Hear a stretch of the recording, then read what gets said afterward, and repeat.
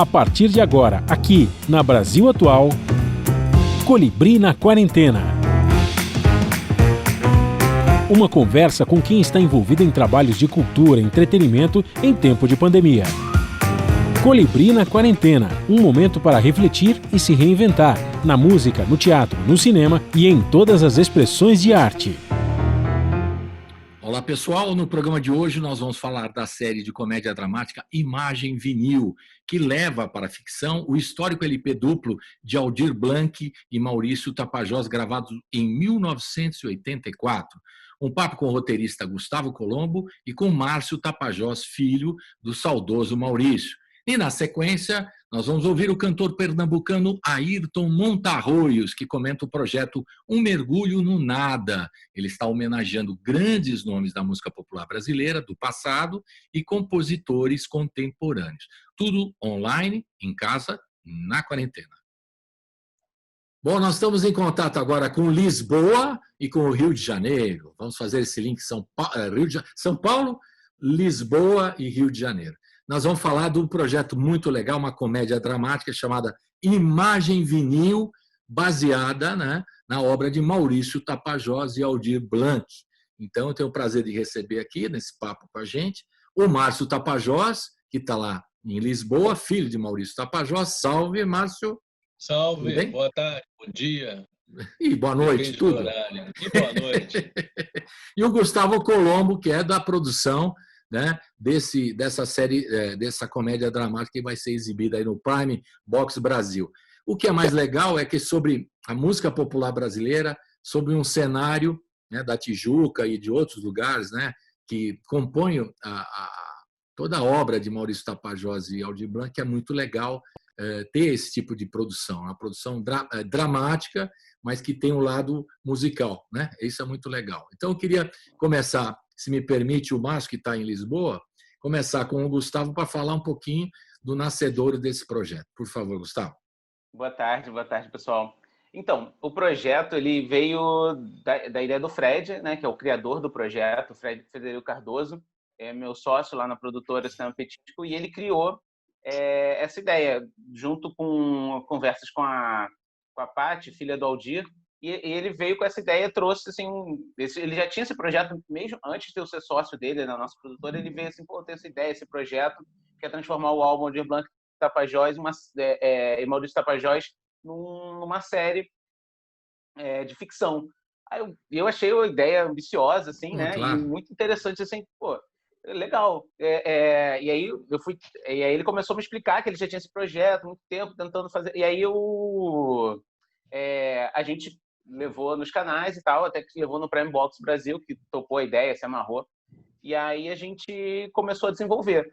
Ele já tinha a ideia, veio do Fred desde o início, então ele já tinha algumas sinopses prontas e uma ideia geral de como é que seria a série. Aí eu e o Vitor Pimentel, que também é roteirista, a gente veio em cima trabalhando, a gente veio para trabalhar em cima das ideias que já estavam nas sinopses, questões mais técnicas de roteiro e dando algumas contribuições assim, criativas também, criando algumas. E no final, depois da gente fazer esse trabalho em cima das sinopses, a gente dividiu os roteiros e eu escrevi alguns, o Vitor outros e o Fred outros, a partir das ideias do Fred, e depois ele deu uma mexida final como criador do projeto e dirigiu a série também, junto com a diretora, que é a Bárbara Carrani. Então foi esse mais ou menos foi esse o caminho do projeto. E a ideia que era a série, a partir desse álbum, virou uma ideia que virou um formato assim também, né? A ideia é que Imagem Vinil seja uma série de toda temporada a gente adapte um álbum, um álbum da música brasileira virando ficção. E aí a primeira virou Imagem Vinil Tijuca, pelos personagens, pelo ambiente, pela inspiração e tal. E aí, então, mais ou menos essa história, assim, inicial, para começar. Legal, fazer em cima de um disco é uma coisa muito legal. E também para valorizar o trabalho, né? Você está trazendo uma ideia nova e valorizando um clássico, né? Como é a obra do Maurício Tapajós com Aldir Blanc. É uma coisa incrível, né? Eu imagino que o Márcio, filho do Maurício, deve ter ficado super animado e se envolveu no projeto imediatamente. Foi isso mesmo? O Frederico, né, o Fred, ele entrou em contato comigo e com meu irmão Lúcio. A gente tem um ano de diferença e sempre compactou muito das ideias sobre o que ficou do nosso pai, de como trabalhar as coisas. E ele nos contactou falando da ideia, nós de pronto adoramos a ideia. Eu sempre pensei um pouco em algumas coisas que meu pai fez na carreira dele toda, desde meu pai começou com 16 anos a primeira música realmente a fazer profissionalmente, e morreu com 51. Então, toda a carreira dele, fora de compor, ele dirigiu muitas coisas, principalmente direções musicais. Fez peças de teatro, teatro de revista, que foi exatamente onde ele conheceu, onde ele não conheceu, onde ele aprofundou a amizade e a parceria com o Aldir. Ele fez 2 peças de teatro de revista com o Aldir, no começo dos anos 80, que foi onde eles começaram, inclusive algumas músicas, como Sobe o Dólar, entraram depois no LP. E a gente gostou muito da ideia. E tudo que nós pudemos, nós conseguimos fazer para ajudá-los, né? Porque a ideia era muito pessoal dele. E nós sempre tentamos não interferir em nada que pudesse alterar. Outro dia, até dando uma entrevista, perguntaram, mas o que você acha da comparação da ficção com a realidade? Incomoda vocês? Em nada incomoda. A arte ela é feita para isso, né? Para cada um interpreta a música de uma forma, cada um aceita ela de uma forma, né? Então ele recebeu aquela informação toda daquele disco, imaginou uma coisa e dali ele botou um prosseguimento. Então tudo que nós conseguimos fazer para poder ajudar ele na execução, nós fizemos em relação à velocidade que nós pudermos autorizar, o que seja. Nós tínhamos os rolos masters do disco, os 2 fitas de rolo enormes. Estava comigo e com meu irmão, e estava com meu irmão no Rio, o Lúcio cedeu para o Fred, assim, a gente pode vir aqui buscar, leva para vocês trabalharem, para vocês ouvirem. Legal. Então, é aquilo, né? Tem várias coisas que estão naquela fita que não estão no disco. Então, acho que eles conseguiram também, acho que foi segundo o Fred falou, foi uma boa contribuição. E tudo que quiserem de fotos, tudo que nós tivemos, reportagens da época do disco, eu já enviei escaneado reportagens de jornal da época do disco, críticas de música falando sobre o disco, tudo que eu puder fazer, eu farei para... Eu acho que é isso, a música é feita para ser ouvida, né? Antes de qualquer coisa. Eles cresceram, a arte deles cresceu muito durante a ditadura, com uma forte censura, né, sobre a música. E eles queriam mesmo que ela fosse ouvida. E isso é uma coisa que eles se foram, o Aldir, infelizmente, recentemente, mas a música deles está aí para, se a gente conseguir fazer ela se perpetuar, inclusive através dessas maravilhas que essas novas gerações vão fazendo, né? Enfim, é fantástico. Eu achei fantástica a ideia. É muito legal, porque vai preservando, como a gente estava falando, né? Preserva um clássico da música brasileira e com nova linguagem. E atualiza. Uma série dramática. E atualiza. Né? Atualiza. É importante atualizar, com novos olhares, com novas perspectivas. Não importa. O que a gente está ouvindo de Querelas do Brasil, nunca ouvimos tanto. Querelas do Brasil. Pois é, direto, exatamente. Direto. Assim como outras músicas do meu pai que eram muito fortes quanto ao engajamento da luta política, e hoje em dia é muito tocada, mas não estamos aqui para falar do álbum deles e do... Você tem o álbum aí, você ia mostrar para a gente aí? Você está com o álbum aí, não? Esse o aí? Álbum tá aqui. Esse é que vai dar origem, né? Esse álbum aqui é o Aldir e Maurício. Muito legal. Esse é o álbum. Ele é duplo, é um disco duplo. Ele tem 20 músicas. Se eu não me engano, ele tem 20 músicas. Então, e um encarte fabuloso com diversos artistas. O Tarek de Souza escreveu, o Paulo César Pinheiro. Tem várias gravuras. Essa é da Fátima. Tem do Caruso. Legal. Tem, assim, essa do Caruso, do Chico Caruso, é sobre Sobe o Dólar, que a gente pode ver o Delfineto. o Andreasa, a Mário Andreasa lá da Ponte Rio, Niterói. Música, que tá no Sobe o Dólar. Maluf, ali é o Maluf, não? Quem que é lá embaixo? Eu acho que é o Maílson, não é? É o Maílson, isso. É o Maílson. Mas o Andreasa está lá do lado das duas caveiras. O Andreasa é o ministro. Aí você falou também. Que legal. Isso aí é raro, esse disco aí é rarésimo, aí não conseguimos achar É muito difícil fazer. Era... É. Vocês vão pensar em lançar também? Quero aproveitar a oportunidade do documentário, da série dramática para relançar, né, o disco. Nós vamos fazer agora, o foco meu e do meu irmão é conseguirmos colocar nas mídias digitais, Legal. nas plataformas, né? Beleza. Que isso é um pouco complexo, porque a autoria, o disco é independente. Foi feito pela Saci, que era uma briga do meu pai e tudo, mas a Saci acabou e isso ficou tudo comigo e com meu irmão. A Saci acabou, mas a gente não consegue simplesmente colocar no ar, então a gente precisa de editoras, enfim. Estamos nesse processo. Mas que bom que ficaram com os filhos, porque imagine isso na mão de uma gravadora, que certamente aquelas majors da época nossa ali, do seu pai principalmente, elas tomavam conta, né? Então tem muita gente que tem masters que não tem acesso porque as majors não liberam, né? Então tem isso. Sim, ainda bem que está na mão de vocês, isso é muito bom. Sim. Vamos falar um pouquinho mais da série, então, que eu estou louco para ver. A gente vai botar no finalzinho um trailer, né? A gente vai conseguir, né? O trailer, Gustavo.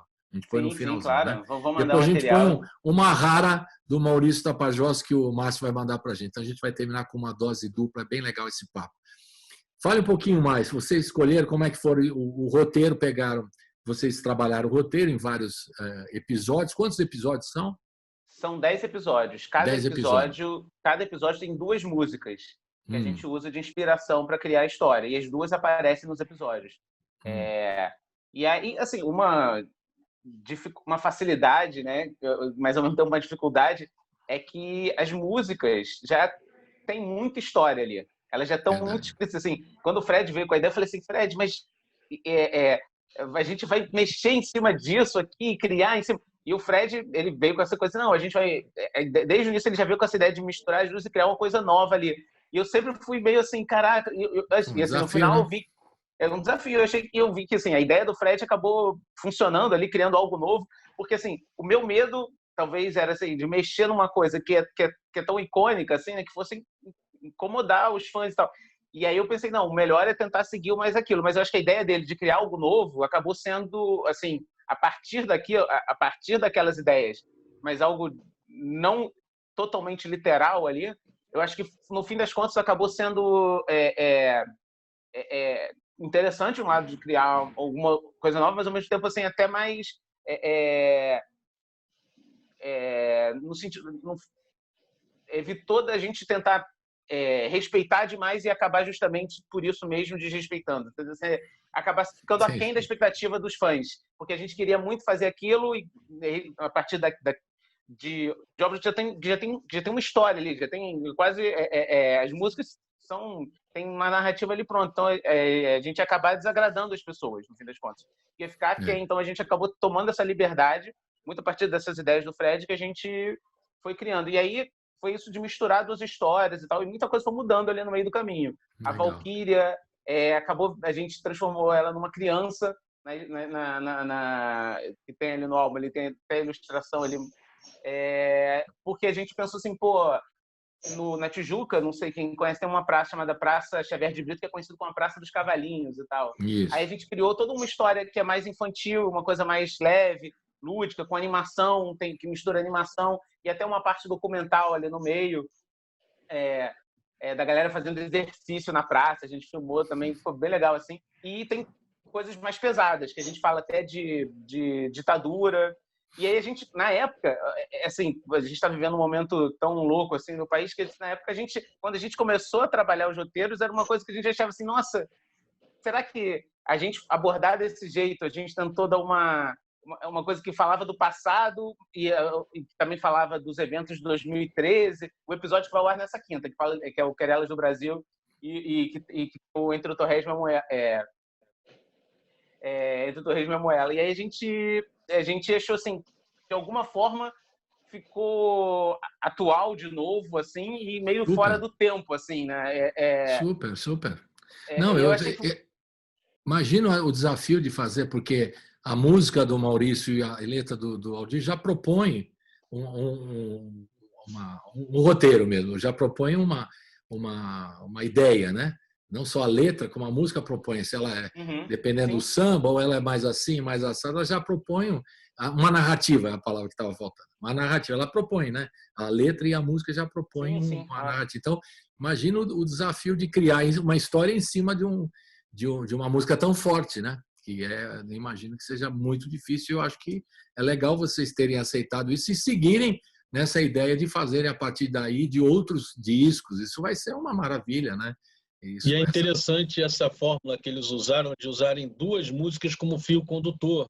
Muito e as legal. Músicas não necessariamente, pelo que eu vi do primeiro episódio, pelo que é o Torresmo Moela e Querelas do Brasil, de certa forma, elas não são músicas que são exatamente coincidentes, né? Assim, eles poderiam usar Querelas do Brasil e Sai da Frente Brasil.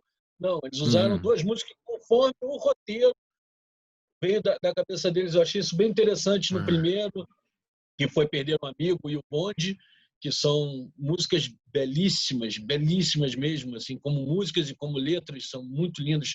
Mas Perder um Amigo é uma das músicas do meu pai que eu não gosto de ouvir, porque me faz chorar toda hora, é uma música muito... porque o Aldir mesmo, na hora que eles fizeram muito para o Paulo Emílio, se eu não me engano, né?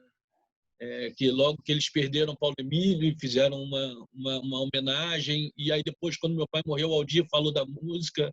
Então é uma coisa bem forte, assim. Eu acho que é uma música bem, bem forte. Eles usaram muito bem essa condução, as 2 músicas que não são exatamente coincidentes na história delas, dentro da história deles. Então, legal. É por isso que a gente estava na conversa, que eu achei uma coisa muito interessante, essa nova forma de pensar o disco, né? E pensar o disco como audiovisual normalmente é muita coisa do querer fazer ao pé da letra, e eles não fizeram ao pé da letra. Isso para mim é muito bom, porque isso fica de livre-arbítrio. Muito bom, porque aí você tem a liberdade, né? Os roteiristas de criar em cima. Exatamente. Tem as músicas lá, fazer a conexão que eles acham que tem mais a ver com o roteiro do que seguir, por exemplo, no caso era um vinil, né? Tinha lado A, lado B, lado A, lado B, né? Enfim. Exatamente. E aí não seguia esse roteiro, porque aí podia cair numa armadilha de ser uma coisa mais óbvia. E aí você vira mais um documentário do que uma coisa mais... Ficção, de uma ficção. Uma ficção, do que uma ficção. Uma coisa de dramática. De comédia dramática, né? De poder brincar vocês dos 2 lados. Beleza. O Gustavo, vocês escolheram os atores aí do Rio mesmo? Como é que foi a escolha do cast? Era a turma já da produtora? Vocês quiseram botar aquele? Como é que foi a escolha do elenco para fazer esse trabalho? Alguns já tinham trabalhado com a gente, depois continuaram trabalhando, e alguns vieram da hora de escolha de cast, de escolha ali na hora do elenco e tal, como é que funcionou. Porque, assim, são muitos personagens. Assim, a gente depois... Eu só fui percebendo isso porque eu trabalhei na parte de roteiro, ajudei ali na parte de produção, mas o Fred tocou a produção junto com o pessoal da Pé de Moleque Filmes, que foi produtora associada lá, que ajudou a fazer essa parte da produção. E eu fiquei... Quando o roteirista, normalmente, ele sai, né, de cena e deixa ali a coisa acontecer. Eu, como sou sócio da produtora, até fiquei olhando, me metendo um pouquinho, mas, assim, muito de fora. E fui olhando. E aí, quando eu fui ver a lista de elenco, que é até bom o roteirista sair, porque senão ele fica também preso ali, querendo, mas isso aqui tá escrito aqui, assim, assado. O Fred era o único que foi roteirista e foi o diretor também, né? E aí eu fui acompanhando. E aí eu fui ver a lista de elenco, eu falei assim, caramba, tem 70 atores aqui, tem 70 atores com fala, é um épico isso aí, quase. Eu falei, e, assim, era uma produção de baixo orçamento. Eu falei, como é que a gente vai fazer isso? 70 atores e tal, falando e tal. E aí uma coisa que a gente... Isso já veio uma coisa da ideia da produção, fala assim, por que um ator não aparece na história do outro? Aí a gente debatendo, eu, o Vitor e Fred, viramos assim, por que não são os mesmos personagens? E aí criou uma coisa que às vezes um personagem que aparece num episódio reaparece no outro. Não é o mesmo ator, não é o ator fazendo outro personagem. É o mesmo personagem. É como se quase tudo aquilo acontecesse naquela vila, assim, né? Quase como se... É Tijuca, exatamente, como é Tijuca. Que todo mundo meio que se conhece o cara dali, um que aparece no bar ali, foi no outro, às vezes com cenário, às vezes o bar é o fundo de um cenário de um, e de repente reaparece como um lugar mais central em outro episódio. E aí isso que veio é engraçado isso, né? Que veio de uma demanda da produção, falou assim, cara, que a gente não tem orçamento para ter, vamos juntar os personagens, vamos juntar as locações e tal. E aí veio uma coisa que a gente trabalhou narrativamente isso. Pô, por que não são os mesmos personagens? Por que não é isso? E aí eu acho que deu uma camada muito legal, assim, que tudo ficou interligado e são histórias completamente independentes. Cada episódio conta uma história diferente, com tons diferentes. Um é mais drama, um é uma comédia, mais comedião, o outro é mais lúdico, com animação do ponto de vista infantil, entendeu? Cada um tem um tom um pouquinho diferente do outro. E aí isso deu uma unidade porque o cara pode ver um episódio isolado e entender a história, mas se o espectador viu todos os episódios, ele vai ver, aquele personagem é o irmão desse aqui que aparece aqui. Esse personagem tem sempre um brinde pro cara que viu tudo. E vai gostar, gostei, isso aqui é isso. Ele assistir tudo, ele vai pegar mais coisa e ele vai entender e tal, desses personagens. Mas isso veio de uma demanda de produção, assim, tipo assim, adoraria dizer assim, nossa, nós somos roteiristas geniais e tivemos essa ideia desde o início. Não, tivemos um problema de orçamento e isso criou. Como diria aquele amigo nosso, por sérias restrições orçamentárias, tivemos que fazer essa criação, sérias restrições orçamentárias. Aí vocês têm que criar. Mas é isso mesmo, cara. Faltou dinheiro, tem que criar, tem que inventar. Isso os nossos mestres ensinam isso, né? A gente tem que criar. Agora, foi feito tudo isso antes da pandemia, né? Foi gravado tudo antes da pandemia. Sim. Ó, foi filmado em 2018. Tem 2 anos. 2 anos. 2 anos. Foi filmado no meio de 2018. A gente estava finalizou tudo, assim, a pós-produção e tal, ali em 2019 ainda. E a gente ficou combinando com a grade também do canal. O canal também tem um planejamento de grade, de quando ia estrear e tal. E aí, por isso que lançou agora. Depois eu vou dar o serviço aqui, que é toda quinta-feira, às 9h, no Prime Box Brasil. São 10 episódios de 30 minutos. Né? Começou dia 4 de junho e vai até o dia 6 de agosto. É isso, né? Agora, eu queria saber como é que você está lidando na área de cinema com a pandemia. E eu queria saber do Márcio, o que o Márcio está fazendo aí em Lisboa, e para a gente saber aqui um pouquinho mais de vocês e como é que vocês estão lidando, né?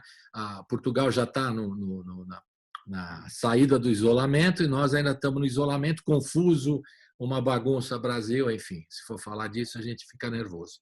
Mas eu queria primeiro ouvir o Gustavo, como é que vocês estão lidando? Tem um fundo setorial do cinema que não foi liberado até agora, do audiovisual, lá da Ancine, não é, Gustavo? Está parado e a verba não vem. Aí tem um auxílio emergencial para os artistas que chama-se Lei Aldir Blanc, né? Que agora foi liberada, mas ainda pode passar pela sanção do COISO, que está no Poder Central. E assim vamos. E algumas iniciativas lá, colar, de auxílio, de ajuda, de solidariedade. Como é que está a turma do cinema, Gustavo? Bom, está bem ruim, né? Assim, mundialmente está ruim, né? Tipo, se a gente pensar nos Estados Unidos, na Europa, nos países que tem as majors e tal, já não sabem como vão fazer e está tudo meio paralisado. Mas no Brasil, a gente já vinha enfrentando um vírus anterior à pandemia, né? Que estava destruindo o nosso setor, né? Que desde o início do governo Bolsonaro ficou tudo paralisado. A verdade é que desde antes, quando houve mudanças na Ancine, ainda no governo Temer, já houve mudanças que paralisaram o fundo setorial. Para você ter uma ideia, o fundo setorial do audiovisual está paralisado desde novembro de 2018. Existe uma linha de financiamento que foi justamente que a gente usou para fazer a série, que a gente entrou em 2016, fim de 2016, saiu o resultado em 2017, a gente operou, no fim de 2017, a gente filmou em 2018. Essa linha que a gente usava, e que é o que a maioria das médias, pequenas produtoras e produtoras que estão fora do eixo Rio-São Paulo também usam, que é bom dizer que o fundo setorial, ao contrário da lei do audiovisual, ele ajuda muito a descentralizar a produção. Ajudou durante muitos anos. Muitas produções médias, pequenas, e começaram a ser feitas, ou mesmo produções maiores, que complementavam os recursos com o fundo setorial.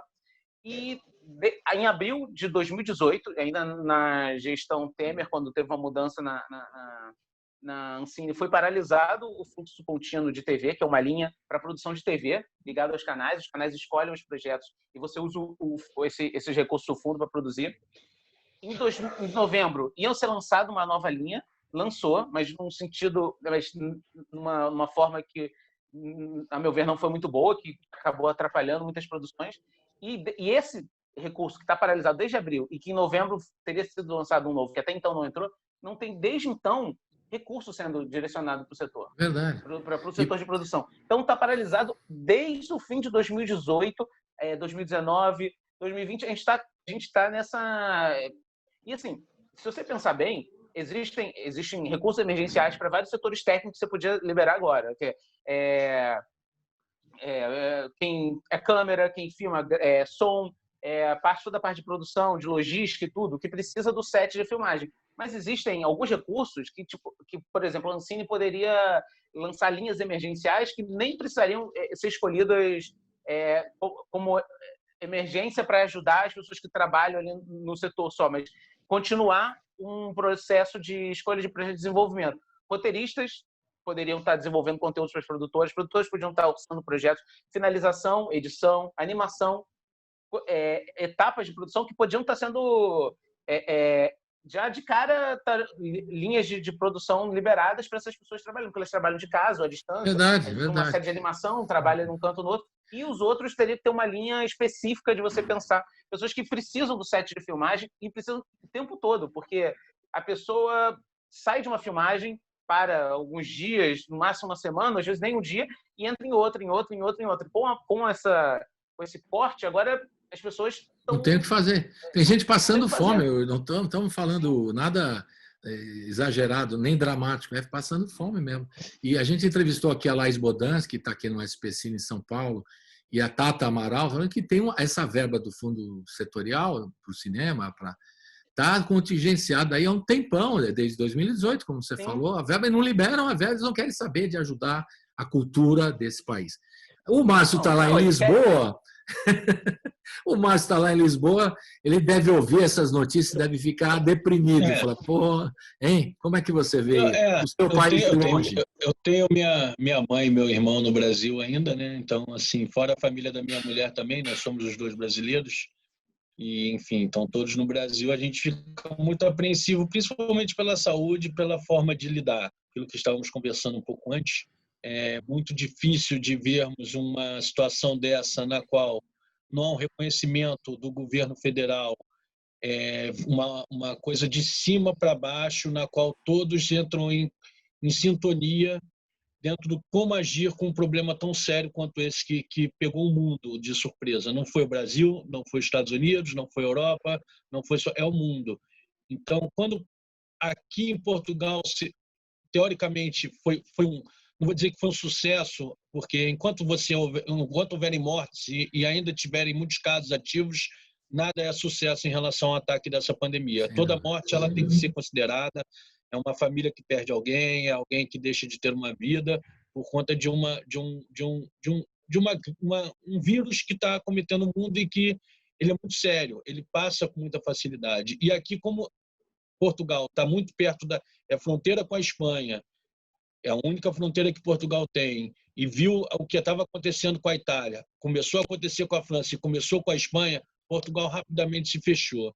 E aqui teve uma coisa que foi muito curiosa entre os poderes de Portugal, que aqui é um parlamentarismo presidencialista, né? Então tem o primeiro-ministro e o presidente, que teoricamente os dois têm alguma força, mas o primeiro-ministro é quem realmente manda. Quando começou a pandemia, a oposição foi no parlamento, o maior articulador da oposição, que é o Rui Rio, ele entrou no parlamento e discursou. Hoje, a gente está com o primeiro-ministro, nós sabemos as medidas que estão sendo tomadas, estamos apoiando as medidas porque são as medidas necessárias dentro do que está dizendo a saúde, dentro do que está dizendo a ciência, dentro de tudo que está sendo dito que temos que fazer. A oposição é Portugal, nós temos que salvar o povo português disso, e a economia não sobrevive se a saúde não sobreviver. Perfeito. Uma coisa que não entendem no Brasil, que eu acho que é um discurso muito perdido, é isso. E a economia? Se a saúde quebra, isso é o básico de qualquer economia do mundo. Se o sistema de saúde quebra, não existe economia que sobreviva, porque o 01 é economia, é saúde e educação. Verdade. Isso aí tem que ter os dois. Qualquer país que não tenha um desses dois não vai para frente. E quando a gente viu isso acontecendo no Brasil aqui, é muito desesperador para a gente, porque Portugal se fechou muito bem e está, assim, em pouco tempo estamos dentro da normalidade. Quem disser isso está mentindo, porque não existe vacina, não existe um tratamento que seja unificado no mundo, no qual seja assim, assim, assim. Você pode fazer que isso é seguro, não é nada seguro, então a gente sabe que tudo pode acontecer. Como tudo pode acontecer, ainda há um resguardo. Claro, o Pela pessoal está economia, receoso. estamos reabrindo. Pela economia, estamos reabrindo, mas todos têm que sair com cuidado. A gente sai na rua, vê grande maioria com máscaras. Os lugares para entrar tem uma limitação de pessoas dentro dos lugares, das lojas, dos mercados, das farmácias. Você não pode sair entrando todo mundo. Se a loja é pequena, só pode entrar uma pessoa. Então, você vê filas na porta, as pessoas com distanciamento. Então, há uma preocupação diária de todo mundo com o todo e com o próximo. Eu acho que isso é uma coisa fundamental que temos que entender nessa pandemia. A questão da máscara não é só, mas eu pego, eu não preciso usar se eu não tenho. Precisa, porque ninguém sabe, é uma doença invisível. O primeiro-ministro da França, o da França, falou uma coisa que é muito interessante. Nós vivemos uma guerra no meio da pandemia. O inimigo está vencendo e ele é invisível.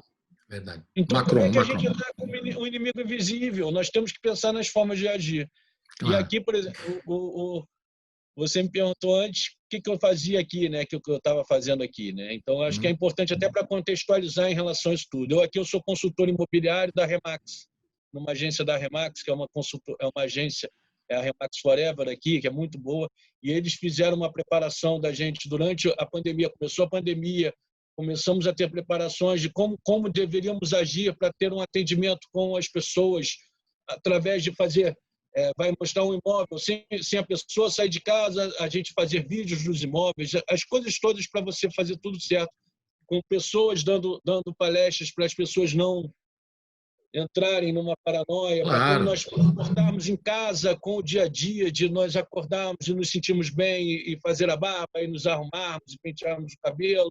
Não porque ficar de pijama o dia todo no sofá, isso vai fazer uma pessoa não ficar bem. Então, claro. O que deu certo, principalmente nos países que são os países que vivem muito isolamento, que são os países muito frios, como é que eles fazem isso durante o inverno rigoroso? Sim. Não usaram técnicas assim para as pessoas muito também. Bom. E o que dava certo nos outros lugares? Isso é muito importante que o Brasil tinha que ver. O que deu certo nos outros lugares que nós tínhamos que fazer? Então, nós começamos depois, Márcio, posso te responder, e não fizemos a lição de casa. A gente teve o privilégio de ver o que estava acontecendo na Europa, né? Que todas as Mas eu lembro que o fechamento começou aí igual aqui. Assim, a data de fechamento mesmo, dos primeiros fechamentos do governo do Rio de São Paulo, foram junto com Lisboa, sei por causa da minha mãe, do meu irmão, da escola da minha sobrinha e da escola dos meus filhos. Então, o fechamento das escolas foi junto. Só que como outro dia, semana retrasada, o primeiro-ministro e o presidente foram à praia. Está reabrindo a época balnear, como chamam aqui. Porque então, é a época de verão, né? Eles foram à praia, há diversas regras para poder ir à praia, você dá distanciamento, a bandeira de você poder... cada praia tem um limite de pessoas que pode estar lá dentro, senão... É uma coisa assim que eles deixam a sociedade agir. É uma coisa que a gente passa a ter responsabilidade conosco e com quem está em volta. Somos uma sociedade, não somos indivíduos sozinhos, vivemos em sociedade. Então, eles deixam tudo isso assim. Aí, no fim de semana passado, mostrou uma entrevista da televisão com uma menina na praia. E ele perguntou para a menina, e você está se sentindo segura na praia? Olha, estou a respeitar as regras que estão fazendo aqui, e como o primeiro-ministro e o presidente foram na praia, então eu me sinto como segura para ir à praia. Eu acho que no Brasil é muito por aí. As pessoas comuns, elas veem o presidente... Como referência. Não é só uma referência. Se ele vai numa padaria tomar um café sem máscara, por que ele não pode ir na padaria tomar um café sem máscara? Isso. Se ele vai numa passeata, cumprimenta as pessoas, por que ele não pode ver o vizinho? A gente não vê a minha cunhada, a irmã da minha esposa, a gente ficou 45 dias sem ver. Os filhos, e eles trancados na casa deles, e a gente aqui. Sim, ninguém tendo contato com ninguém. Porque é para ninguém ter contato com ninguém. A gente aguenta, a gente sobrevive, nós sobrevivemos a isso. e sobrevivemos bem. Assim, faz bem para todo mundo, às vezes, olhar para dentro, olhar para sua casa, olhar para os seus filhos, olhar para o seu trabalho, olhar para o que você pode produzir, o que você pensa para o futuro seu, dos seus filhos, dos seus próximos, dos seus pais que estão aqui. Tem muita preocupação, 20% da população é idosa, então como é que eles não lidaram com isso? Eu acho que o medo foi muito de perder os parentes, mais do que qualquer coisa, né? Assim, não foi só, qualquer coisa eu morri, não. Que o brasileiro também, não. Isso aí é um tiro de letra, eu já tive cachumba, catapora. Tem nada a ver, né? Isso é mais uma coisa que a gente passa por cima, não é. Isso é muito sério, isso é muito sério. Mas eu tenho inveja de Portugal, porque as coisas foram feitas aí direitinho e agora vocês estão fazendo o distanciamento agora. Pois, a gente consegue sair um pouco, a gente consegue ter um pouco de vida.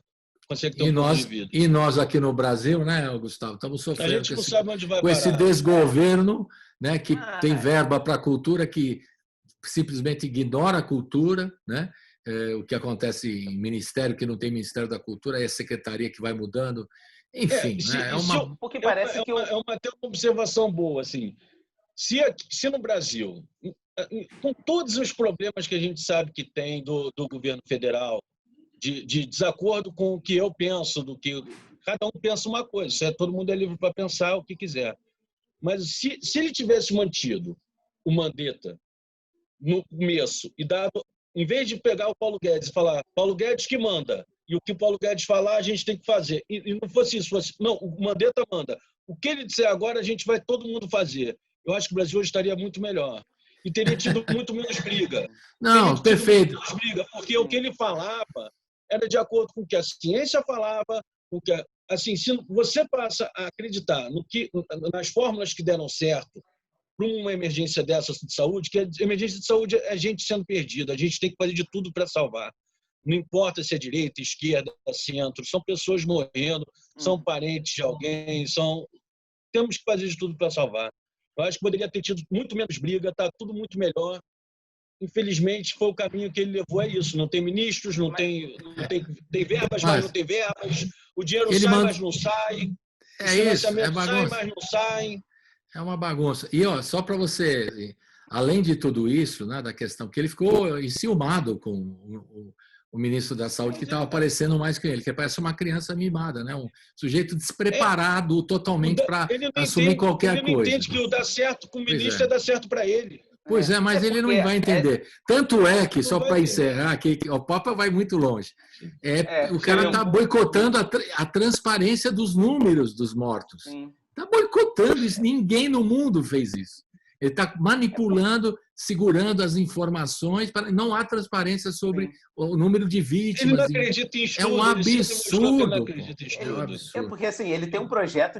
O projeto, você falou assim, se tivesse isso não teria menos briga. Mas a impressão que eu tenho é que o projeto político dele é a briga. É briga. Se não tiver o caos, o dissenso, perfeitamente. Ele some. Ele não pode correr o risco de virar um político tradicional, conservador antigo, como era, e ir sumindo. Ele precisa o tempo todo gerar conflito, o tempo todo. Isso aí. Inclusive, isso você falou assim, tem dinheiro ou não tem dinheiro? Até informação tem que ser motivo de conflito. Porque aí ele mantém agitadas as pessoas e você falou assim, parece uma criança mimada. Realmente, é um presidente moleque, assim, que tá na coisa, mas assim, gerando conflito. De ontem ninguém lembra. Já é uma falta nem lembra. Porque aí você não sabe mais o que é verdade e ninguém consegue mais conversar sobre uns assuntos. Já caiu de desuso a questão do que ele falou lá na reunião de ministros, ninguém mais fala. Porque já tem tanta coisa na frente. Sim. É isso aí, gente. Vamos parar um pouquinho, porque o assunto é bom. É verdade. É muito bom. O assunto é polêmico. A gente está sofrendo muito aqui no Brasil. Você, aí em Lisboa, menos. Ainda bem, né, que você está sofrendo menos. Mas você acompanha o que acontece com a tua família aqui no Rio, em São Paulo, né? Sim, sim. Então você está acompanhando. Vamos voltar. Fale. Isso, vá. Eu queria encerrar o nosso papo muito legal, relembrando do projeto, então, fala aí, Gustavo, se eu falar errado, você me corrige. Quintas-feiras, às 9, todas as quintas, às 9, no Prime Box Brasil, que é o canal de assinatura, né? São 10 episódios de 30 minutos cada um. Começou dia 4 de junho e termina dia 6 de agosto. E tem reprises segunda-feira às 10h30, sexta-feira às 10 horas. e é um projeto maravilhoso que eu espero que vocês sigam nessa toada, para dizer uma toada, de fazer, pegar um disco, uma obra musical e transformá-la em uma comédia dramática. Isso vocês estão abrindo uma porta muito legal aí para valorizar a música, que é o nosso valor principal aqui, uma das principais coisas da cultura brasileira é a música brasileira. Essa a gente tem orgulho. Quando a gente vai para fora do Brasil, a gente tem orgulho, bate no peito e fala, olha, nós temos Choro, temos Baião, temos Maurício Tapajós, Aldir Blanc e tudo mais, né? Isso dá orgulho. Tom Jobim, a gente tem orgulho da música brasileira. Então, eu quero ressaltar aqui, tem alguma informação que eu não dei certo aí, Gustavo? Corrija. Só uma correção, as reprises sexta é 10h30 e segunda 10h30 e segunda às 10. Às 10.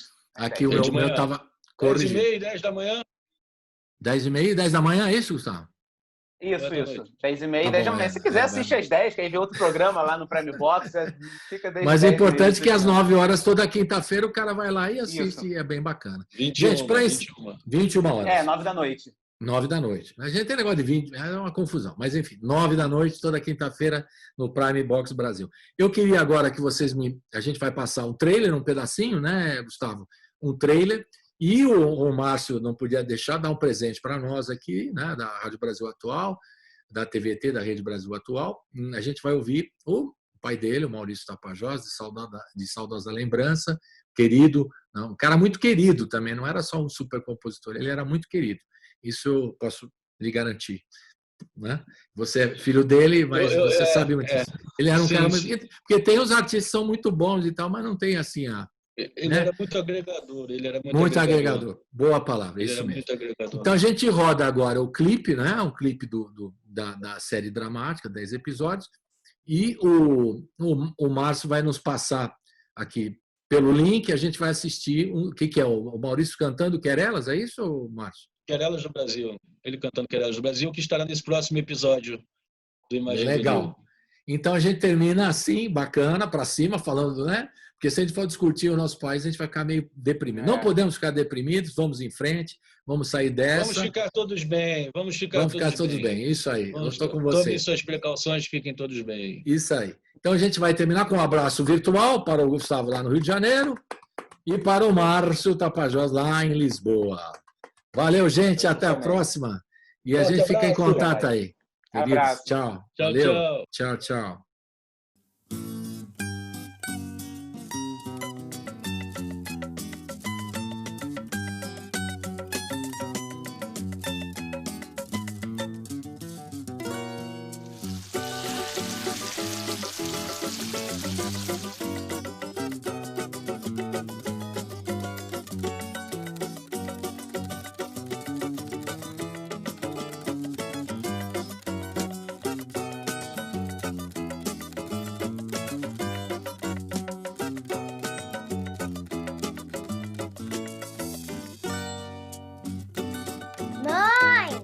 Papai tá querendo me enrolar de novo. Valquíria.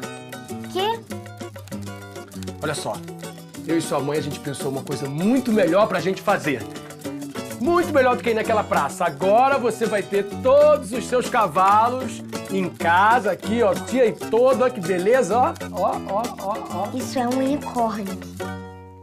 Olha só. Falando desse jeito, você só vai conseguir ficar de castigo. Aí só faltava essa, né? Esse é jeito de você falar? O que é? Vai, tá de castigo, vai embora, vai pra lá. Chega, Marcelo, chega. Chega que aí já é demais. Essa garota tá maníaca por cavalo. O maníaco da casa é você. Eu já vi esse filme, garoto. Você fazia o quê? Ia pro trabalho enquanto tinha gente morrendo, militando na rua? Alguém tinha que trabalhar, né? Quem disse pra você que eu não era da galera que militava e que morria? E aí, mais uma? Sim. Dá uma pinga aí, Chico. Mas você foi preso, torturado? Não, mas eu vi de perto. Queria ter lutado também. Esse é mais Bala de simples. borracha é mole.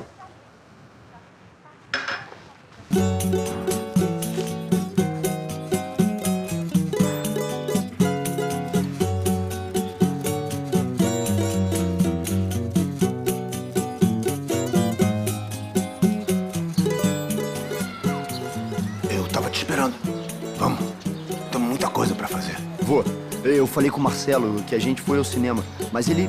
Já me despedi do Marcelo. Eu vim encontrar você. Já almoçou? Não. Que tal uma feijoada no brotinho?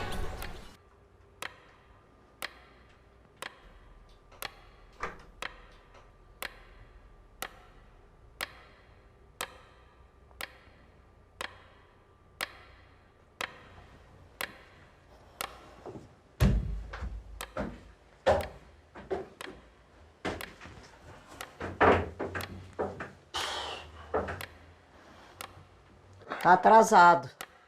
Ué, é porque eu bebi, eu perdi a hora. Sabe? Porque nós estávamos discutindo lá. Né? Eles adoram ficar falando coisas do Brasil, coisas que eles nem sabem bem como é que foi. Era a Quinta Gostosa.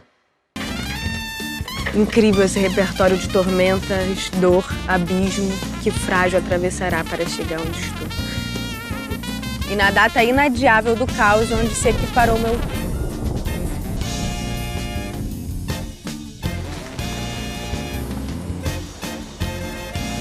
Você viu o poeta?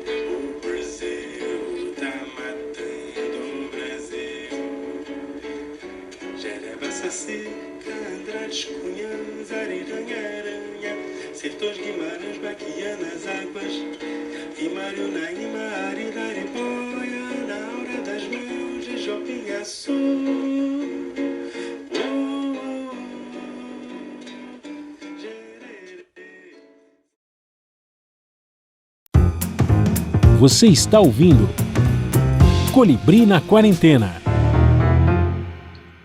Bom, e agora nós estamos em contato com Ayrton Montarroios, o nosso querido Ayrton Montarroios, o homem da máfia do bolo de rolo. Ele está aqui em São Paulo já há algum tempão, já incorporou toda a gramática de São Paulo, digamos assim, mas ainda ele veste ainda as cores, claro, de Pernambuco com muita honra, né, Ayrton? Continuando trabalhando um pouco da cultura do seu estado. Isso é muito legal. Tudo bem com você, Ayrton? Tudo bem, Colibri. E você, tudo jóia? Estamos aqui na quarentena. Você está quietinho aí, não sai de casa, né? Mas você não é grupo de risco, você pode sair. Não sou. Eu saio só às terças-feiras para trabalhar, né? Para fazer as lives. E mesmo assim a gente faz a live num estúdio que é imenso, com a equipe. Cada pessoa fica dentro de um aquário diferente, a equipe técnica, todo mundo separado. E o Edmilson, que toca comigo, toca de máscara. E a gente tem um distanciamento de 2 metros no estúdio. Acabou aquilo lá, casa. Ninguém nem conversa, não tem cafezinho, não tem nada. É casa direto.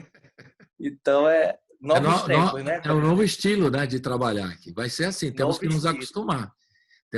Eu confesso a você que no início, a primeira live que eu fiz foi para o Sesc, né? Para o Sesc em Casa.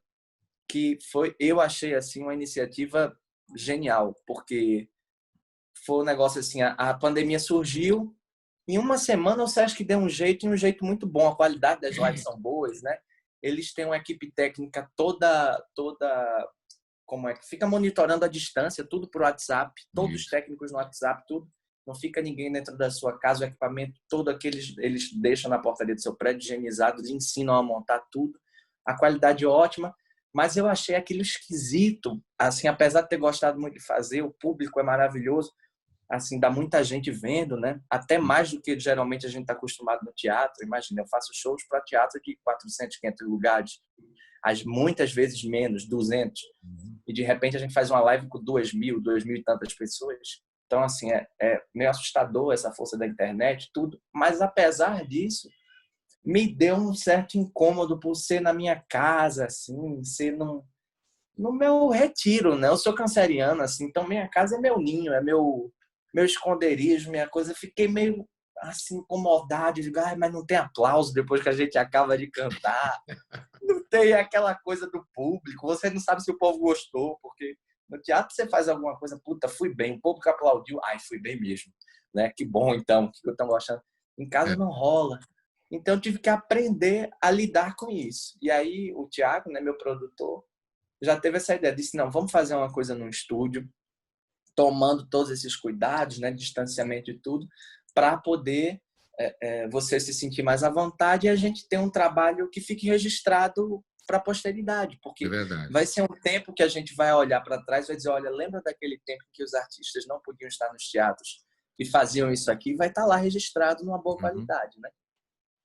Mas agora já estou mais adaptado. Então, agora você criou uma alternativa. Como todos nós estamos criando alternativas para trabalhar. O caso aqui do programa, que você sabe que o contato era direto com você, o Edmilson, o pessoal tocando ao vivo, tão gostoso, né? Poder ter aqueles momentos na hora do rango. E a gente continua agora batendo virtual, o que é possível, batendo um papo virtual. E aí a gente coloca os vídeos aqui, à medida que vocês estão produzindo, e a gente está... temos que nos readaptar a tudo, isso é fato. Agora, quando aconteceu, você teve notícia da pandemia, claro que você ficou preocupado com a turma da tua família que está longe, né? Está fora. E como é que foi a reação? Conta um pouquinho aí dessa questão da família, o pessoal de Pernambuco. Olha, Colibri, foi uma loucura, porque eu estou acompanhando essas notícias do coronavírus desde novembro do ano passado. Então, eu sou tido como uma pessoa escandalosa entre os meus. Todo mundo diz, você faz muito drama, faz não sei o quê. Eu disse, gente, é uma coisa séria, tá parando, a China parou. A povo, mas vai ficar na China. Aí eu vi que a Europa parou. Aí eu disse, gente, a Europa parou? A Europa parou, lascou tudo. Tipo, e agora? Vai chegar aqui? Vai chegar... Não, não vai. E aí os meus amigos começaram a realmente me convencer de que não era. O que foi que eu comecei a tomar cuidado? A partir de dezembro, eu não recebia mais público. Quem foi aos meus shows aqui em São Paulo, nas outras cidades em que eu estive, sabe. Eu não recebia mais o público depois dos shows, para não gerar aglomeração. Eu já estava usando máscara, já estava reduzindo todos os ensaios e álcool em gel e não cumprimentava mais as pessoas. Só fazia assim que nem japonês. Cumprimento japonês. Isso aí, o ano passado? Em dezembro. Então o pessoal já chamava que você estava esquisito já um pouco aí. Todo ninguém mundo imaginava ria da minha cara. As pessoas, às vezes eu moro aqui em São Paulo, então eu vivo muito bem com transporte público, né? Metrô, eu adoro andar de metrô. É uma coisa que em Recife, por exemplo, a gente não tem. Então eu adoro aqui que a facilidade de não pegar trânsito, aquela coisa. Eu entrava no metrô de máscara, segurava na barra, quando saía do metrô, álcool em gel na mão. As pessoas me olhavam como se eu fosse assim um ET. E eu disse, bom, eu vou me proteger da forma que posso, até porque eu comecei a ler, porque se eu tiver assintomático, eu também não passo para as pessoas.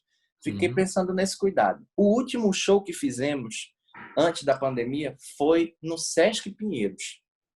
Sesc Pinheiros imenso, né? Eu acho que quase 2.000 lugares ali, 1.000 e não sei quantos lugares. Muita gente. Assim de gente para receber depois do show. Não recebi ninguém, saí por trás do teatro, e aí eu ouvi algumas pessoas me disseram que o público disse que eu estava meio estrela, eu estava me achando demais. E eu disse, gente, é uma questão de saúde pública. Já tinha chegado nesse ponto nos Estados Unidos. E eu preocupadíssimo.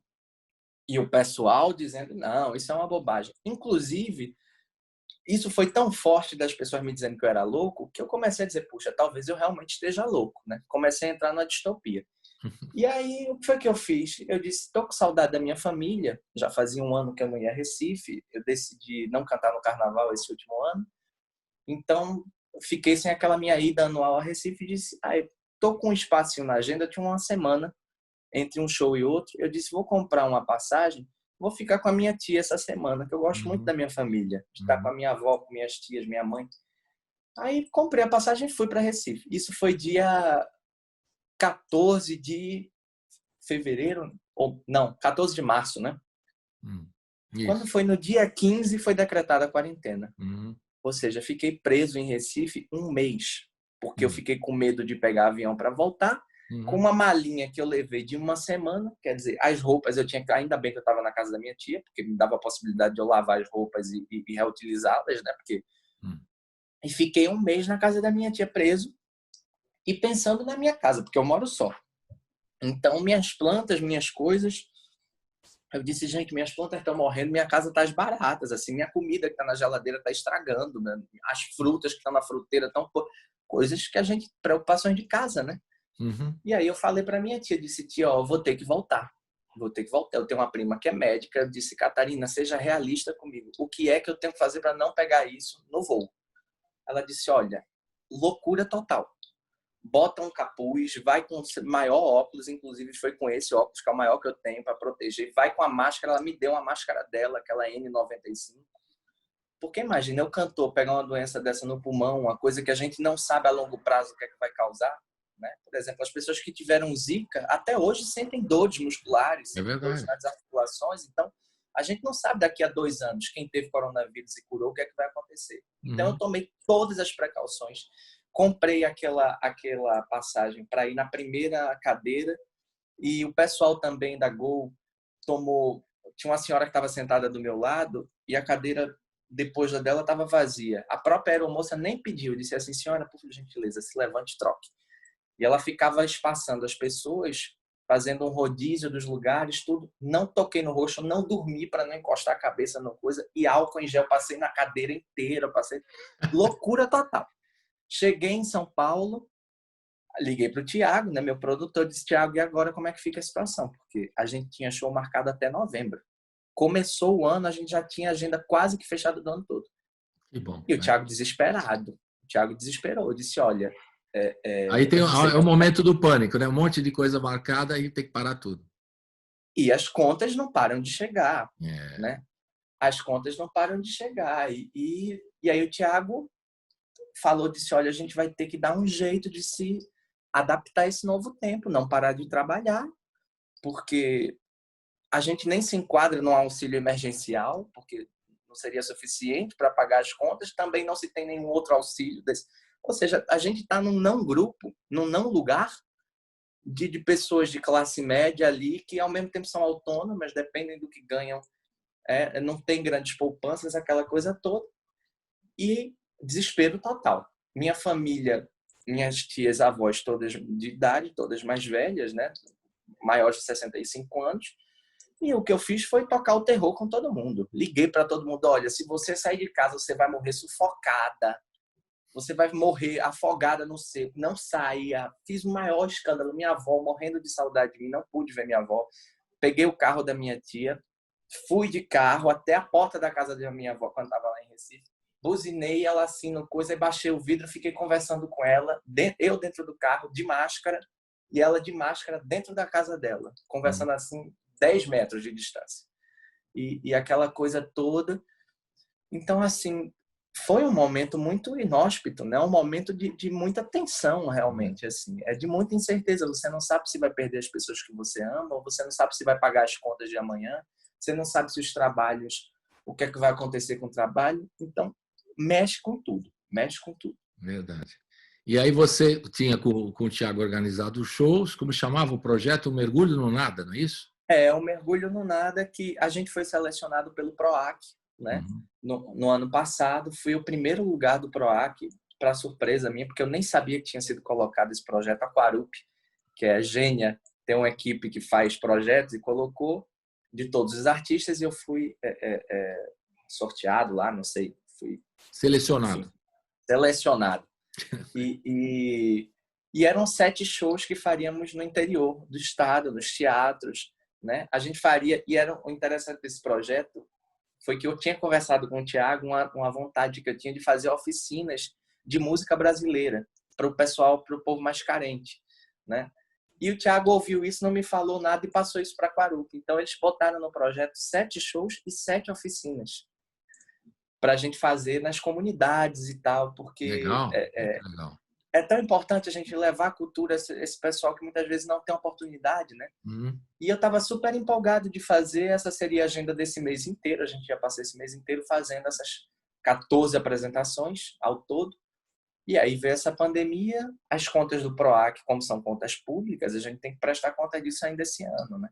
Ou a gente cancelava o projeto, ou a gente mandava uma outra proposta para eles. E aí o Thiago, muito arguto, se reuniu com a Quarupi, através de videochamada, essas coisas, e disse, olha, vamos fazer o seguinte, vamos fazer 7 lives temáticas falando sobre exponentes da cultura popular brasileira, em que o Ayrton vai cantar e vai, ao mesmo tempo em que canta, dando aula de cultura popular para as pessoas. Porque a internet é uma coisa que, claro, nem todo mundo tem acesso, mas que atinge muitas pessoas. Então, a gente, de um jeito ou de outro, a gente vai conseguir devolver isso para a sociedade, né? Esse investimento do patrimônio à sociedade.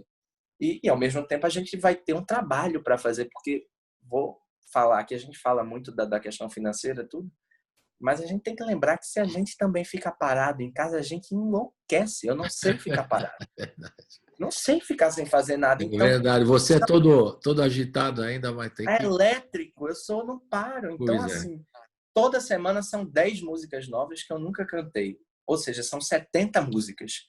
Então, toda semana eu aprendo 10 músicas novas. Então, essa cabeça...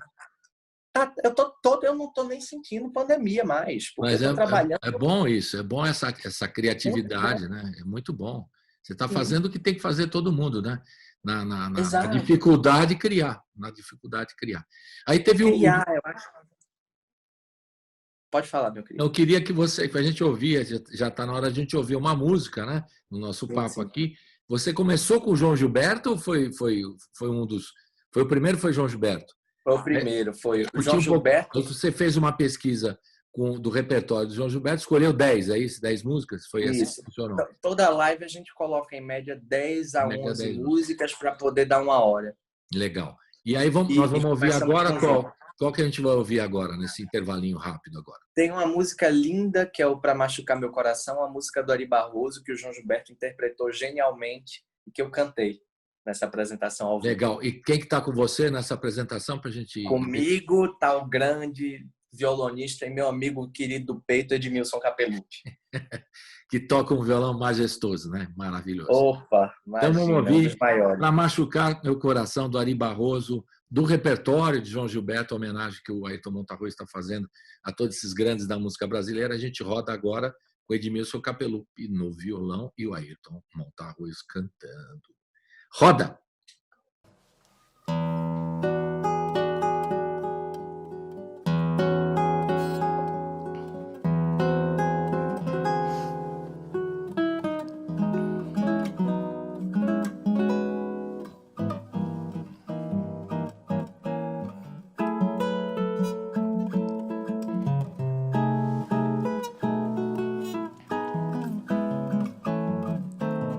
Tá fazendo 1 ano e meio, amor, que o nosso lar desmoronou.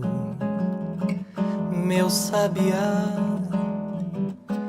meu violão e uma cruel desilusão foi tudo que ficou.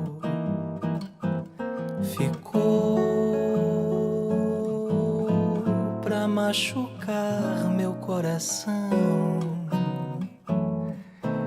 Tá fazendo 1 ano e meio, amor, que o nosso lar desmoronou. Meu sabiá, meu violão e uma cruel desilusão foi tudo que ficou.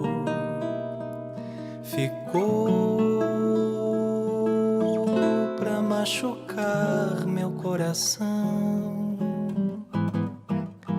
Quem sabe não foi bem melhor assim. melhor pra você e melhor pra mim.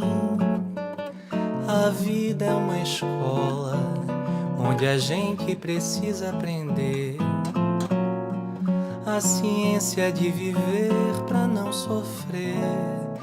Está fazendo 1 ano e meio, amor, que o nosso lar desmoronou. Meu sabiá, meu violão, uma cruel desilusão foi tudo que ficou. Ficou pra machucar meu coração.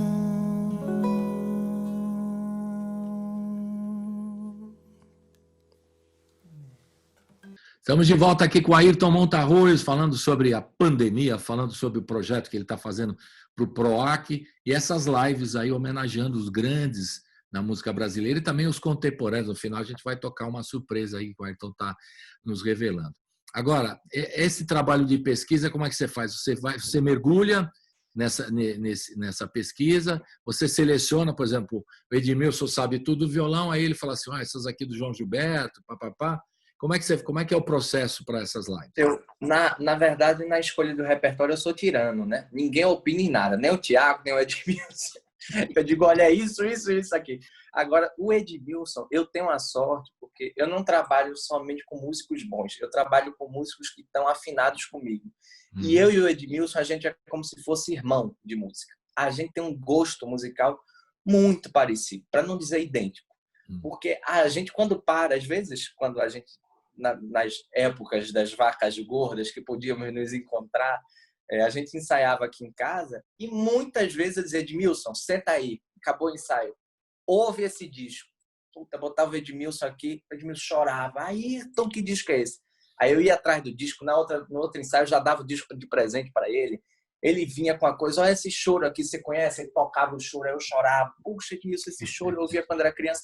Então a gente tem uma afinidade, um entrosamento, que é um negócio assim que parece de outra vida, sabe? A gente tem realmente uma amizade, uma cumplicidade muito grande. Eu realmente amo o Edmilson de coração, é uma pessoa que eu quero levar para minha vida. Então, eu quando seleciono um repertório, eu tenho plena certeza de que o Edmilson vai gostar. Assim, quando digo, olha, Edmilson, isso aqui, para machucar meu coração, inclusive, eu lembro que a gente tá ensaiando por FaceTime, que inclusive é uma dica aí para os meus amigos músicos. Se o seu músico tiver FaceTime e você também, o FaceTime ele quase não tem atraso.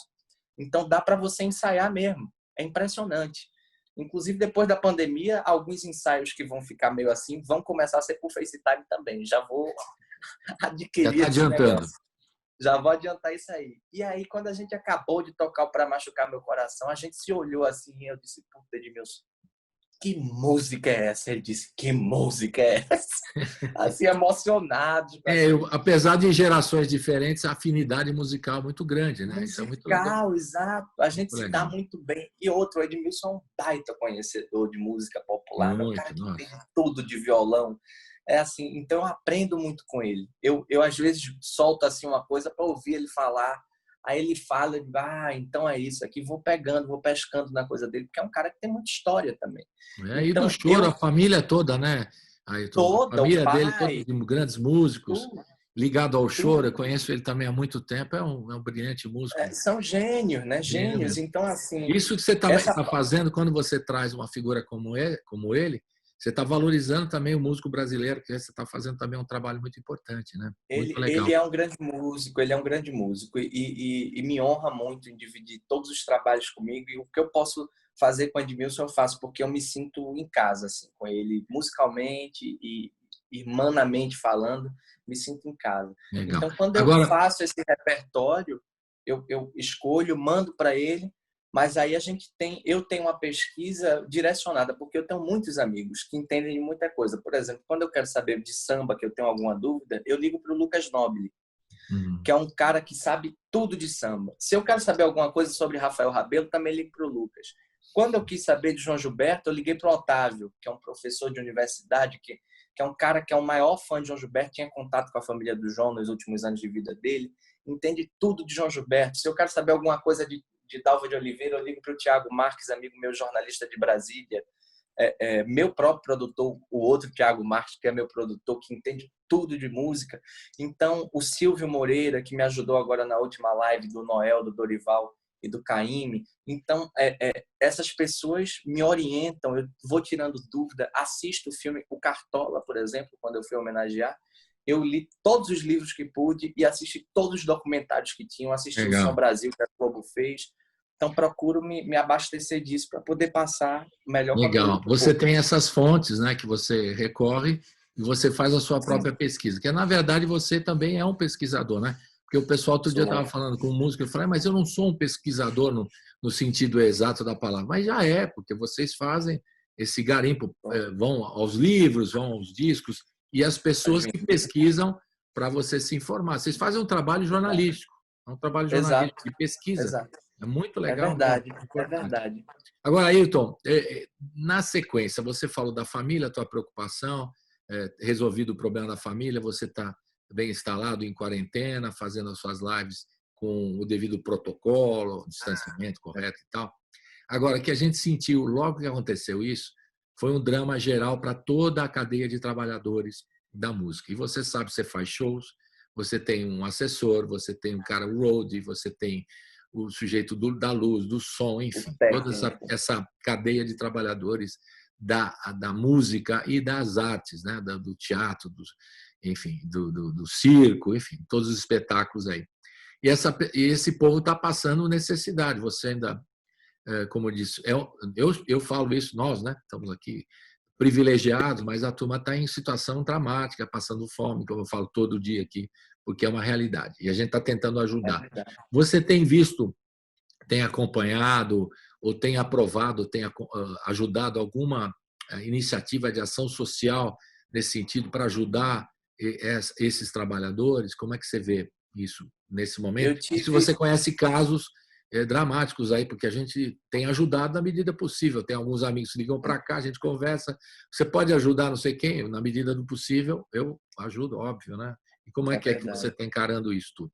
Olha, eu tenho alguns amigos que estão passando por situações muito difíceis, inclusive cantores da noite também, né? Que os cantores da noite foram muito prejudicados, geralmente ganham bem menos e trabalham bem mais, assim, no sentido de carga horária.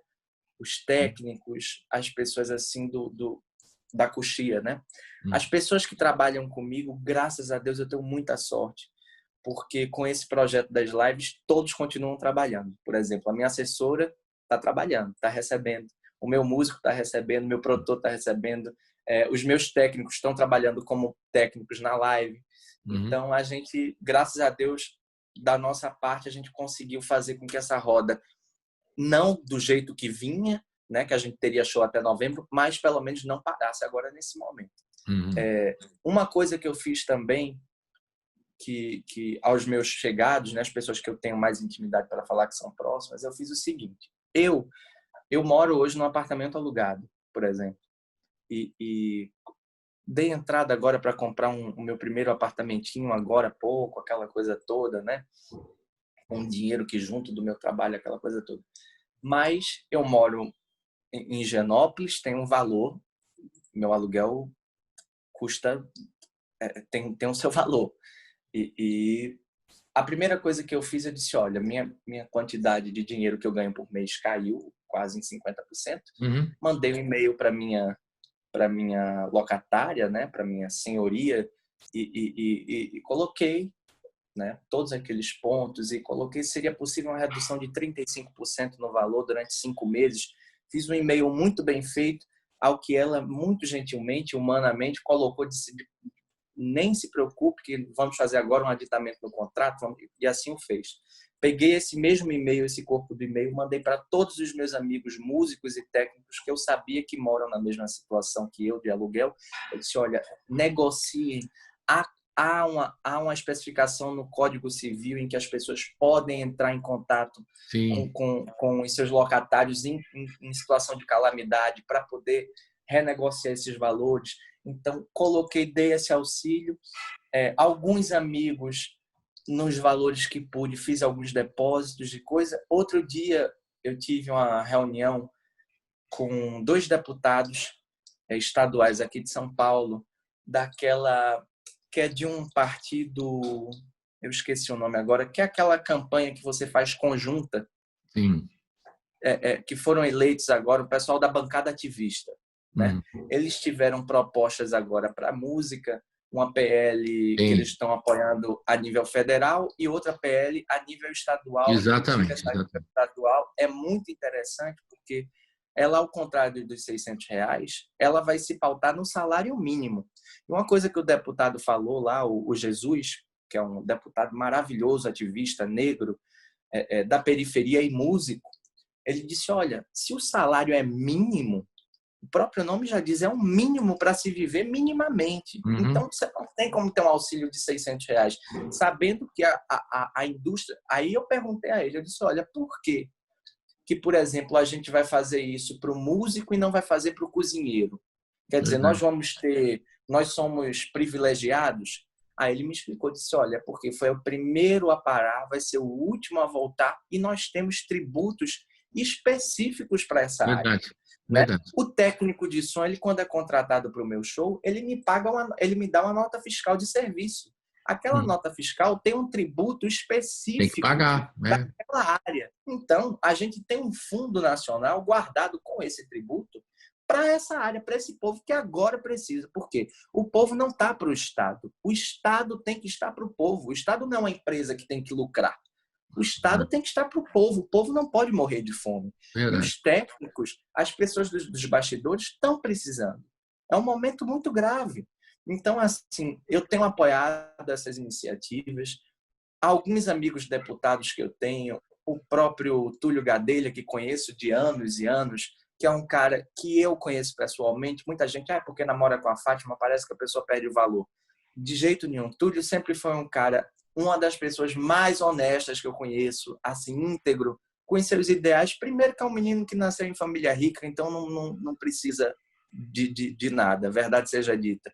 Mas é um cara que tem uma condição humana muito boa. Então eu falo com o Túlio, digo, Túlio, como é que está acontecendo? Tiro dúvidas com ele, ligo para ele, pergunto. Esse pessoal da bancada ativista, que por sinal a Dani, minha assessora de imprensa, é também assessora de imprensa deles, e ela que fez essa ponte, né? O próprio deputado Felipe Carreiras, que é da minha terra, que levou um sabão da Anitta outro dia, que eu adorei, mesmo tendo um carinho muito grande pelo Felipe Carreiras, que foi o homem que, através do governo do estado, deu patrocínio do meu primeiro disco, tenho uma gratidão com ele, mas mereceu o sabão que levou e sabe, ele é um homem muito inteligente, sabe que mereceu o sabão e tirou as propostas loucas dele que estavam lá para passar, que iam prejudicar a classe. Então, assim, eu tenho um trabalho de bastidor. Eu não faço isso muito no Facebook, não saio muito expondo isso. Por exemplo, o Itaú Cultural, quando lançou o edital agora de salvamento, aquela coisa toda, mandei um e-mail para o Natali, né, que é o diretor lá do Itaú, que é um cara muito cordato. Mandei um e-mail discutindo vários pontos, discordando com diversos pontos. Falei das pessoas, dos artistas maiores de 80 anos que continuam na ativa e que não estavam sendo, ao meu ver, beneficiados por aquilo ali. O Natali, muito cordialmente, me respondeu elucidando cada ponto.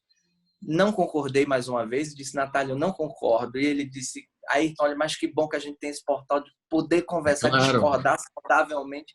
Então, eu tenho essa posição comigo, sabe, Colibri? De falar, de cobrar, e vou ligando para as pessoas. Eu não boto no Facebook, não. Eu ligo direto. Eu lembro quando o Rock in Rio fez um palco favela, eu acho que até hoje o Zé Ricardo tem ódio de mim, porque eu liguei para o Zé Ricardo. Eu disse, Zé, que história é essa do palco favela? Eu dei um esporro no Zé Ricardo, ele me deu outro no telefone. Depois a gente fez que tá tudo bem, mas depois nunca mais a gente se falou direito. Mas eu não faço textão no Facebook. Não, mas você coloca... Você está fazendo certo, você está tentando, acompanhando essas PLs, você está ligado, ajudando... com pequenas burocracias que os músicos às vezes têm dificuldade, como você falou, para resolver a questão do aluguel, ajudar as pessoas e também criticar, porque os editais estão aí fazendo a sua crítica também. Tem vários, né? Exato, como a gente já citou, não só do Itaú, do Sesc, vários editais, né? Exato. E sem elogiar. Olha, eu mandei o Danilo Miranda, quando eu fiz aquela live no Sesc, eu nunca mando muito mensagem para esse pessoal, porque fica parecendo que eu estou puxando o saco para ganhar dinheiro. Né? Que muita gente faz isso mesmo. E eu não gosto, eu sou extremamente discreto.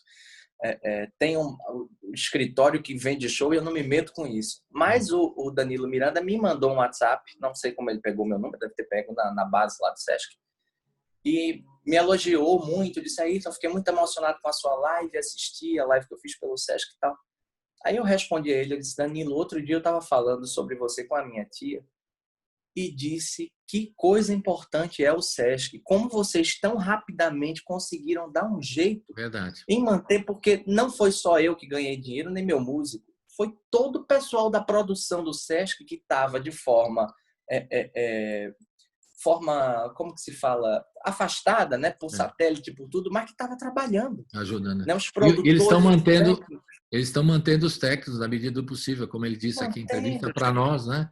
Manter até, né, na medida, como ele falou, que não sabe se vai ter corte, tem uma ameaça de corte e tudo mais, que todo dia se discute isso. Sempre tá. Mas ele tá mantendo, isso é importante manter, né? A gente tem que fazer as críticas para os editais todos, como você está fazendo, ajudar os amigos e ficar ligado nos projetos de lei aí para beneficiar o salário mínimo, né? Não os 600. Você está cheio de razão, é isso mesmo. Bom, nós estamos no finalzinho, que o papo é bom aqui. E eu queria botar vários, né? Porque você fez João Gilberto, fez Cartola, o que mais você fez de homenagens? Fiz João Gilberto, fiz Cartola, fiz os novos compositores da música e ontem eu fiz Noel, eu fiz o Sertão, Mar e a Cidade. Legal. Luiz Gonzaga, Dorival Caymmi e Noel Rosa. Legal. E aí, isso tudo, a gente pode acompanhar onde esse material todo que você está?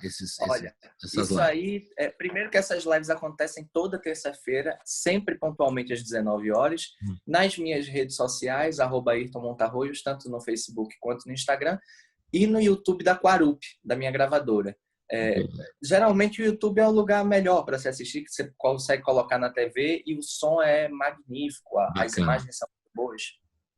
Bom, então, para encerrar, como você falou dos contemporâneos, né? Eu queria botar tudo, porque eu vi, é muito bom, o material é excelente. Eu queria que a gente fizesse aqui o nosso lobby da máfia do bolo de rolo. Temos que fazer, né? E você assumiu aqui a nomenclatura aqui que a gente brinca lá na hora do rango, né? A máfia do Dendê, do Tacacá também, de Belém do Pará, né? Do Tacacá, do pessoal do Pará. Do pão de queijo de Minas, enfim. Aqui aí. É da pizza, né? Aqui nós temos a da pizza. Que é a pizza, você sabe o que é a pizza. Maravilhosa. Então, Ayrton, o que a gente vai ouvir agora? E fala um pouquinho desse compositor aí, do Martins, por favor. Olha, o Martins é um cara que eu conhecia há tão pouco tempo, mas que eu já tenho um carinho muito grande por ele, porque é uma figura muito doce, muito humana. Eu o conheci num show em que o João Fênix me convidou para participar lá no Rio de Janeiro, no Teatro Rival, em janeiro agora. E éramos eu, Martins e Almério, os 3 pernambucanos ali, a máfia sempre junta. E Almério já era amigo meu de longas datas. O João Fênix eu estava meio que conhecendo também. E o Martins eu conhecia ali. E uma das músicas do final, que todos cantávamos juntos, era um Me Dê. Só que eu não tinha ensaiado essa música no dia do show, porque eu estava vindo de fazer muito show, muita coisa. E aí eu aprendi no ensaio, assim. E eu disse, nossa, Martins, que coisa linda essa música sua, rapaz. Que negócio bonito. Só que é uma música meio dançante, aquela coisa toda. Eu disse, pena que eu nunca vou poder cantar isso. Porque eu sou extremamente depressivo, Nana Caymmi, Maísa, né? Eu digo, puta, que pena que é alegre, né? Eu falei para ele, até brincando, eu disse, não, mas olha, se você fizer assim, ele pegou o violão, aí começou a tocar. Eu disse, já registrei na minha cabeça, vou fazer exatamente assim. Aí falei com o Edmilson, tem uma música linda de um compositor lá de Recife, Martins. Mostrei, Edmilson adorou. Eu disse, vamos fazer assim, ó. Aí Edmilson já deu também a sua visão daquilo lá e deixou mais bonito ainda. E fizemos. E aí gravamos nessa live aí em homenagem aos novos compositores da música popular, né? Porque Legal. Como eu venho homenageando os grandes de todos os tempos, fica parecendo que a gente tá parado num tempo, e eu fiz questão de juntar todas essas influências contemporâneas que eu tenho. Isso é muito legal que você faz e valorizar todos esses contemporâneos aí, que tem gente muito boa. Você muito sabe boa. disso lá na hora do rango, quantas vezes a gente levou a nossa querida máfia do bolo de rolo e outras tantas. Os músicos, Almério foi lá e todo mundo realmente de muita qualidade, um pessoal muito bom mesmo, que esse país não valoriza, né? Que esse país não valoriza, né? O pessoal não... É verdade. Infelizmente, olha, mas sinceramente, eu acho que é o certo a fazer. Eu falo para todo mundo, eu digo, olha, fracassem, porque no Brasil, se você for um asqueroso, bizarro, você vira presidente da República. Então, fracassem. O sinal de que está dando tudo certo é o extremo fracasso, é a oposição total da mídia, de tudo, sejam undergrounds, escondidos, velados, fracassem, pelo amor de Deus. Legal, Ayrton, muito obrigado. Você é bem-humorado, apesar das nossas dificuldades aqui, levando no otimismo é importante. E a gente está otimista nesse porvir aí, né? Estamos otimistas para ver voltar às atividades em breve. Talvez esse ano não vai rolar, a gente está sentindo dificuldade, mas você aí continuando o trabalho, fazendo essas lives e trabalhando com muito apuro, né? Que você tem essa pesquisa, o seu jeito de cantar apurado, né? Esse rigor que você tem, mantendo e valorizando os profissionais todos, né? Os grandes compositores e os compositores contemporâneos. Você está fazendo a coisa certa, como diria o filósofo. Oh, meu querido. E você, Colibri, você é um guerreiro do nosso jornalismo musical, que a gente sabe também que é uma área que está... Tá difícil o negócio. Cada vez mais. E aparecem aí os espertalhões que não entendem nada de música, fazendo programa, meu Deus, que chega a me dar dó. E você é um cara que tem todo o lastro para falar sobre isso. Obrigado. E juntar esse povo todo que você junta, né? Que você realmente é esse cara que pega o pessoal. Nós ainda vamos fazer um show futuramente com a máfia do bolo de rolo. Todo mundo. Vai ser lindo. Inteira, por favor. Então tá. Um abraço virtual e a gente vai ouvir a música Me Dê, do Martins. Com aí, quem tá cantando com você? Quem está no acompanhamento? Tocando sempre o Edmilson Capelucci, meu querido amigo. Então tá, vamos de Me Dê e a gente encerra essa com um abraço virtual e até a próxima. Obrigado, meu amigo. Até. Cuide-se. Tchau para você também. Vamos lá.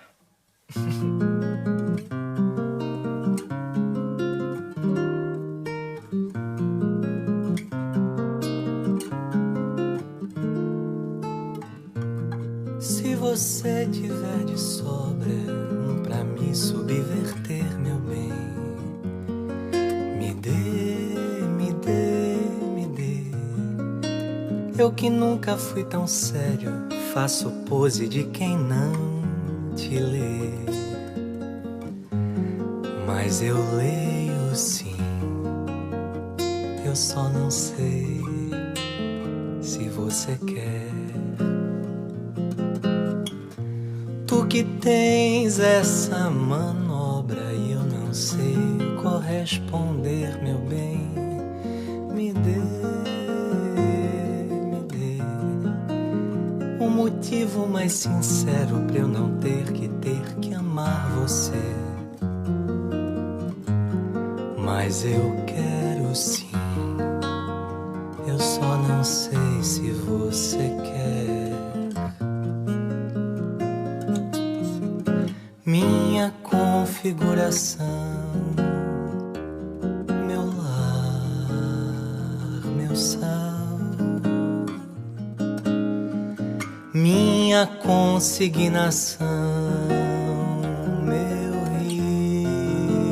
ritual. Eu não sou mais minha solidão. Você me traz continuação com esse seu ar de me engolir, que eu tenho olhos pra te ver e mãos pra te aplaudir.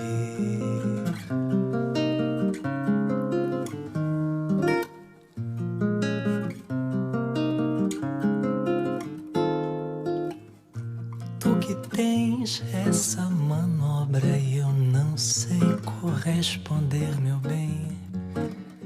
Me dê um motivo mais sincero pra eu não ter que amar você. mas eu quero sim. Eu só não sei se você quer. Minha configuração, meu lar, meu sal, minha consignação, meu ritual. Eu não sou mais a minha solidão. Você me traz continuação, com esse seu ar de me engolir, que eu tenho olhos pra te ver e mãos pra te aplaudir.